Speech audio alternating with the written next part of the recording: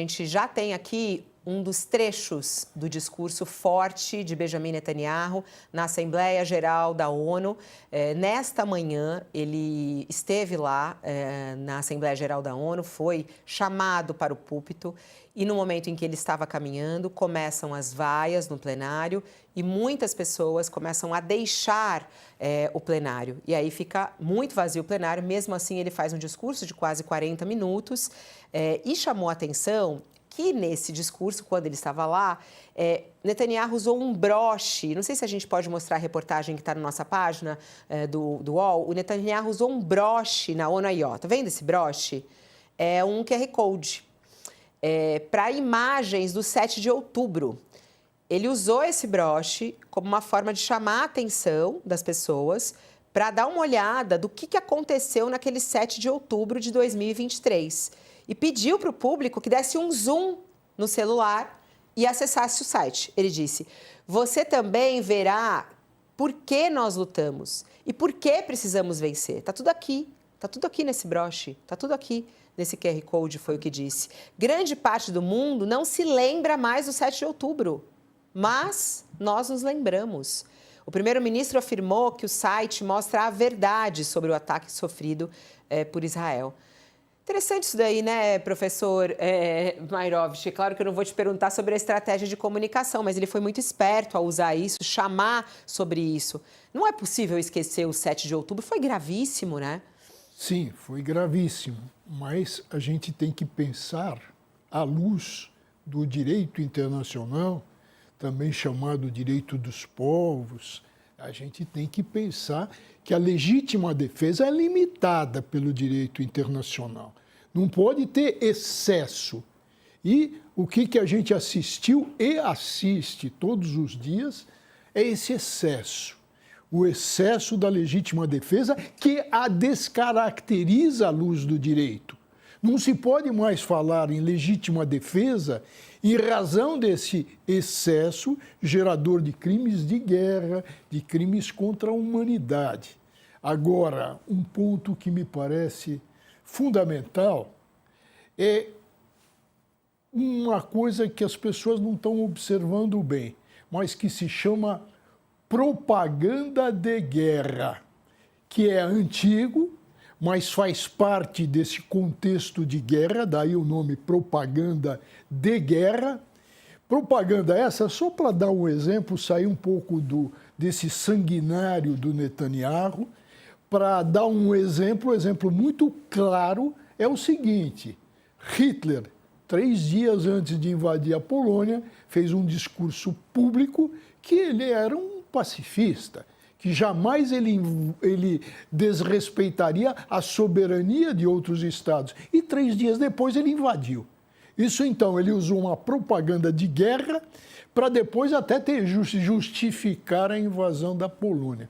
Isso se chama propaganda de guerra, é algo muito forte, que o Netanyahu faz e fez a propaganda de guerra usando esse bottom, esse broche, onde ele conta... É importante lembrar o Netanyahu que ele tem um apoio muito forte, evidente, do presidente dos Estados Unidos, mas ele faz todo um jogo interno. Porque se ele perder o apoio político que ele tem de partidos radicais, ele cai. E se ele cai, ele é processado internamente, inclusive corresponsabilizado pelo 7 de outubro. Por quê? Porque ele desguarneceu a fronteira com a faixa geográfica de Gaza e foi dar, as forças dele foram dar apoio a quê?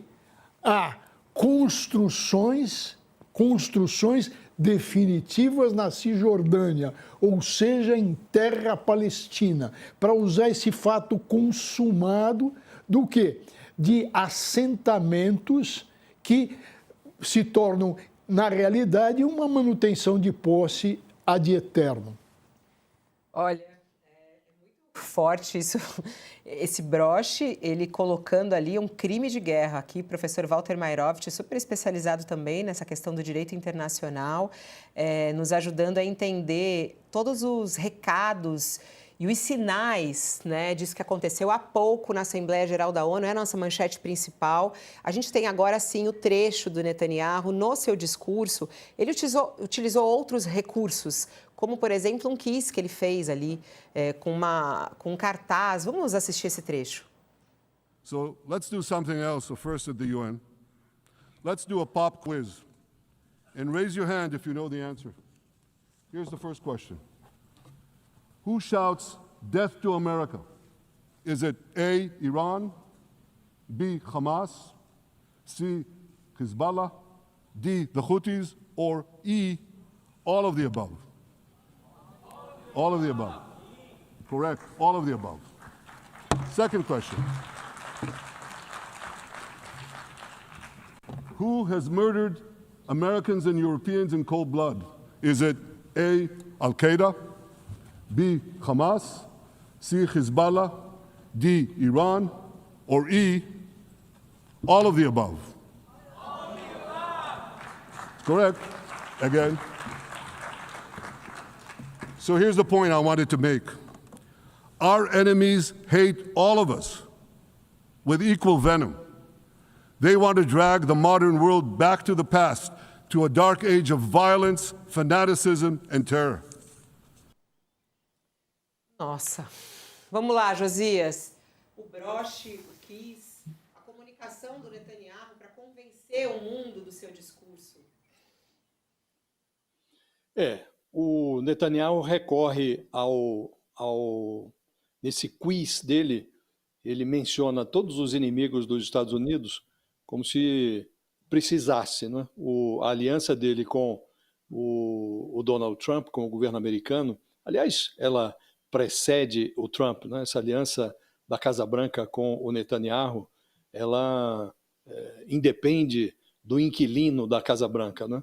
Agora, o essencial é notar, Fabiola, que com essa tergiversação, o Benjamin Netanyahu sonega a 5 milhões de palestinos que não se confundem com os terroristas do Hamas, não se confundem com a Al-Qaeda, não se confundem com grupos paramilitares de outras partes do mundo. São 5 milhões de palestinos que vivem na Cisjordânia e em Gaza. Ele sonega cidadania a essas pessoas que não têm cidadania porque não há um Estado palestino, né? Então, é preciso reconhecer o que está acontecendo. Há um fato consumado. Gaza já não existe como o mundo a conhecia. Acabou. Gaza acabou, né? E é preciso olhar para o para-brisas. E o que é que se vislumbra no para-brisas? Em algum momento, o Netanyahu tem que ser apeado do poder, né? Então, hoje não se vislumbra nenhuma discussão consequente sobre essa solução dos dois Estados. O Estado de Israel já implementado, já reconhecido, e o Estado palestino ainda por reconhecer. Hoje não se vislumbra. Mas o que é que estão fazendo os principais líderes mundiais? Ao reconhecer aqueles que ainda não haviam reconhecido o direito da Palestina a um Estado, Reino Unido, Canadá, Austrália, França, todos esses países que fizeram agora, nos últimos dias, um reconhecimento em série ao direito da Palestina a um Estado, estão como que projetando esta cena de destruição de Gaza para o futuro, tentando vislumbrar alguma alternativa a esta fórmula do Netanyahu, que sonega à região uma solução pacífica, sonega a 5 milhões de palestinos, como disse, o direito à cidadania. Então, esses países estão tentando vislumbrar um futuro, e esse futuro parece distante, mas você não pode fechar esta porta.